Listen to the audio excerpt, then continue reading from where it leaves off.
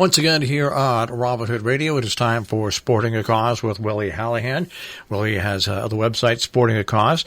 He posts blogs up on that, and also a major component is a great chronological calendar of coming events of fundraisers that all have some sort of tie with sports.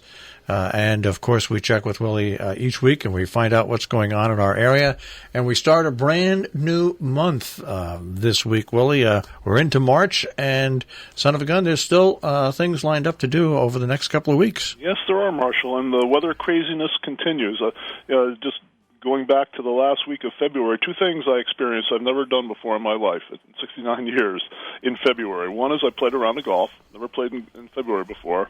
And the other thing is, last Tuesday, I'm driving home about 7:30 at night. If you remember, it was raining out, and frogs were jumping across the road. February 25th. And then I'm sensitive to that one night each spring when all of the amphibians come out. You know, they come out of their vernal pools and they travel, and the peepers and everything came out. I traveled over to a place where I always hear peepers, and they were not out yet. So apparently they're just a handful of confused frogs, but they were out there. I mean, February 25th was just crazy. And look at it today. Now we got snow back on the ground. I know, pretty Absolutely amazing. Crazy. Anyway, on to sports-related fundraisers. Yesterday I went to an event. It wasn't a fundraiser, but it was more important than that, and I'll explain why. Over at the Falls Village Inn, the Alzheimer's Association hosted a volunteer drive. They call it Leap into Action. They had 25 new people come and sign up to be volunteers, which is huge for any organization. And I've always had this notion, as I've been involved with nonprofits for a while, that for a charity, first your biggest focus, of course, is raising funds for your programs, and next comes volunteers. Well, Tina Hogan, who is the driving force here in the local Alzheimer's Association chapter, said volunteers are far more important than money. She said she couldn't do anything without volunteers. All the things that they do, if they hold an event like their walkathon in October, it takes 50 to 100 volunteers. They have other volunteers who are working ahead of time, and quite frankly, you couldn't raise the money without volunteers. So that was an eye-opener for me. At least maybe in the larger nonprofits like the Alzheimer's Association, the volunteers are the number one important element to the success of the program. But anyway, theirs was hugely successful. They're very pleased, getting 25 volunteers, and they use every one of them. The Alzheimer's Association, of course, shows up on my Sporting a Cause calendars because they host the longest day on June 21st, the actual longest day. It's one of those events where people just do whatever they want. There's no place to go. It's almost like a virtual event. You do what you want. You can either get your buddies together and play around the golf, or you can have your own little race, or even hold a barbecue, where you just fundraise individually and send the proceeds to the association. And also the Walk to End Alzheimer's, which happens every fall.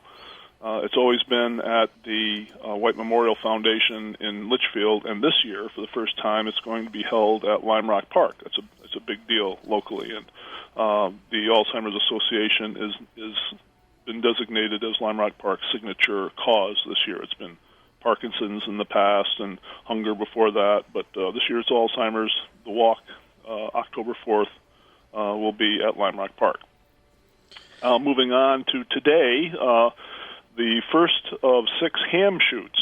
We're back in ham shoot mode now. 6 weeks before Easter, the Northwest Connecticut Rod and Gun Club over in Canaan hosts a series of ham shoots every Sunday.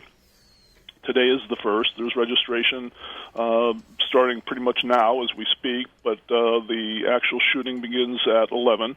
You're not shooting at hams. You're shooting at a target with the shotguns that you bring. They have their own house shotgun if you don't have your own, and it's very inexpensive. They have 10 rounds.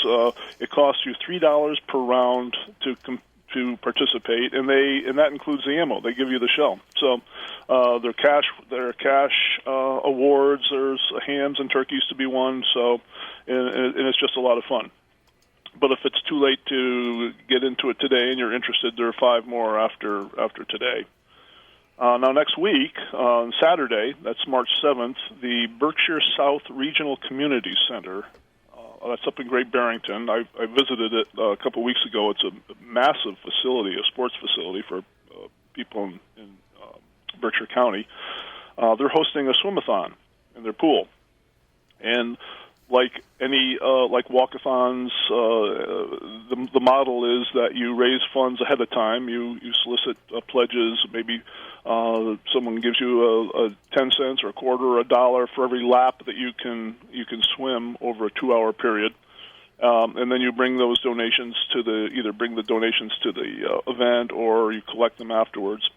They're looking for a $20 minimum donation, and the funds that they raise there, they're going to use for their programs. They need adaptive equipment for some of the sports programs they have for people with physical challenges. So it's a very good cause. Now, also on Saturday, the 7th, there's a ski-a-thon. We've got a swim-a-thon and a ski-a-thon on the same day. This is a Make-A-Wish ski-a-thon over at Mohawk Mountain ski area over in Cornwall. They're asking for a minimum of a $10 donation. You have to buy your own lift ticket, but if you have at least $25 worth of pledges with you, you get a discount on your lift ticket. So there's an incentive there. And you see how many turns you can do on skis in a 2-hour period, and a part of the proceeds goes to the Make-A-Wish Foundation. Very worthy cause.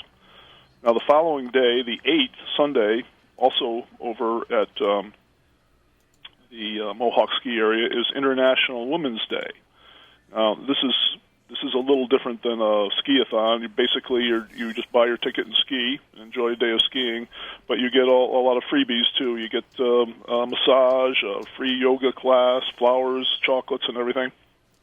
And part of the profits from that go to the Women's Support Services, which is, as we know, another very worthy local cause. And then also on the same day, a lot going on at Mohawk Mountain next week between Saturday and Sunday. But next Sunday, the 8th, at the same time that the International Women's Day is going on, there's a firefighters race. And I'm definitely going to be there taking pictures. I think the photo opportunities are going to be outrageous. This is a competition among firefighting teams. They pay $285 per team. That's where the fundraising element comes in. And they compete against other firefighters around the area. And they have to compete. They're on skis. They're doing ski-related things, but they're doing it in full turnout gear. It's going to be something to watch. And it's free to watch. And a portion of the proceeds from that go to the Connecticut Burn Center at the Bridgeport Hospital, another worthy cause. And then also next Sunday is the second ham shoot, which I just explained. So interesting week, Marshall. We got a ski-a-thon, a swim-a-thon, and a ham shoot on both ends.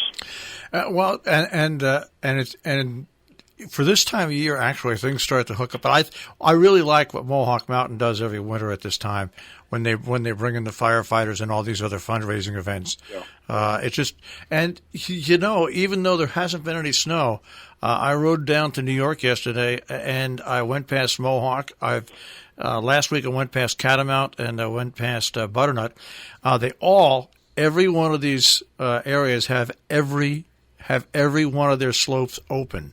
Yeah. They've really done amazing things with their snowmaking equipment. So, and there are people on the slopes. So, yeah. Even though it's been a snowless winter, the ski areas have invested heavily in their snowmaking equipment, and they've been able to operate really because we've had cold nights, even if we haven't had a lot of snow. So they've. And Mohawk came early to the snowmaking. I imagine they all did. We had cold weather early on. I think they may have opened Thanksgiving. I can't remember, but if not Thanksgiving, very close to it. You think of Mohawk as being, more southernly located than many others, and that they might have challenges. But no, they had snow early, and then they added a tubing park this year. So hopefully that was all successful. I'm sure it was. They do things right there, and they're a great friend of SWASA. And next year will be another year where we hold the junior nationals, ski jumping wise, and there's a cross-country skiing element to that. It's called the Nordic Combined, and Mohawk Mountain hosts the cross country half of that, and they're very good to us, and they're great partners. It's we live in a great area, and it's hard to believe that next year is going to bring that. Yeah, this will be the third. We have it every 5 years,